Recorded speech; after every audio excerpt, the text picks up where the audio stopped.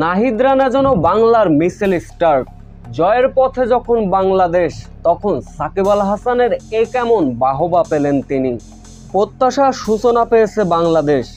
আগের দিনের খেলা শেষে লিটন দাস জানিয়েছিলেন চতুর্থ দিনে পাকিস্তানকে চাপে রাখতে চান তিনি। তাই যেন সকালে শুরুটা করলেন তাসকিন আহমেদ এবং শেষ সেশনটা যেন রাঙিয়ে দিলেন নাহিদ রানা। নাহিদ রানা যে গতির ঝড় তোলেননি এদিন, তার কোনো সন্দেহ ছিল না। 140 থেকে 145-এর উপরে এভারেজে গতি দিয়েছেন তিনি। বোকা বানিয়েছেন পাকিস্তানি ব্যাটারদের।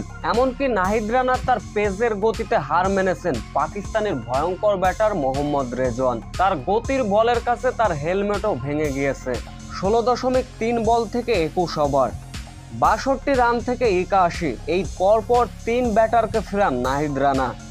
প্রথম সেশনে 117 রানে 6 উইকেট হারায় পাকিস্তান। নাহিদ রানার এমন গতির সামনে জয়ের পথে ছিল বাংলাদেশ। নাহিদ রানার এমন বোলিং দেখে বাহবা দিতে বাধ্য হয়েছেন বাংলাদেশের অভিজ্ঞ ক্রিকেটার সাকিব আল হাসান।